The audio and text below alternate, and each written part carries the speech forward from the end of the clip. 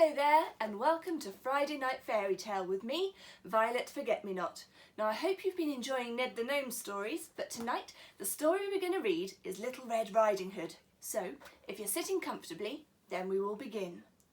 Once upon a time there lived a girl called Little Red Riding Hood.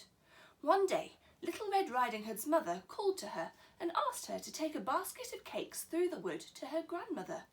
Little Red Riding Hood was very fond of her grandmother and happily agreed to pay her a visit. "Be very careful," said her mother. "Stick to the path and don't talk to strangers." So off Little Red Riding Hood set on the path to her grandmother's house. But as she passed through the woods, her attention was caught by some beautiful flowers. "Grandma would love these," she thought, and stepped off the path to pick some for her. Now, as Little Red Riding Hood picked these flowers, she accidentally got further and further away from the path until she was in a much deeper and darker part of the woods. She finally looked up from the flowers, and who should she meet but a big, bad wolf. "Where are you going to, little girl?" asked the wolf. "I am taking these cakes and flowers to my grandmother's house on the other side of the wood," replied Little Red Riding Hood, forgetting that she wasn't meant to talk to strangers. "Well, be sure to pick some of the pink flowers from just over there. They're very pretty," said the wolf. Red Riding Hood thanked the wolf and went to pick some of the pretty pink flowers. However, as soon as he saw that she was busy, the hungry wolf ran as fast as he could to Little Red Riding Hood's grandmother's house. He knocked on the door, and when the grandmother opened it, he gobbled her up. But he was still hungry, so quickly he dressed himself in grandmother's night clothes and got into bed to wait for Little Red Riding Hood. It wasn't long before Little Red Riding Hood arrived with her cakes and a big, huge bunch of beautiful flowers. "Come in, my dear," cried the wolf, pretending to be grandmother.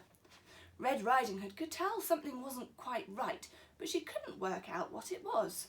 She took the cakes over to her grandmother and noticed that some things were different. "What big eyes you have, Grandma," she said.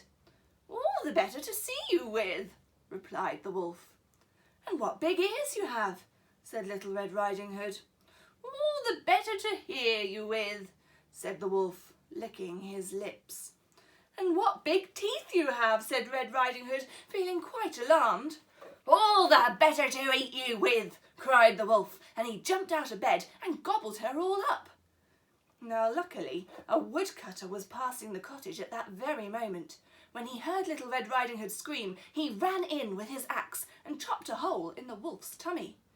He helped Little Red Riding Hood and her grandmother out, who were both still alive, though very much frazzled by the whole affair, and replaced them with stones. Grandmother helped him sew the wolf back up, and they sent him off on his way with a very bad tummy ache, vowing never to eat another little girl or grandmother ever again. The woodcutter then walked Little Red Riding Hood and her grandmother back to her mother's house, who was very glad to see them both.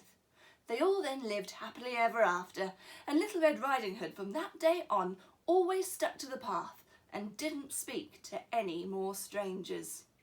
And that's the end of the story. Well, thank you very much for listening. Hope you're all well. Look after yourselves. See you again soon. Take care. Bye.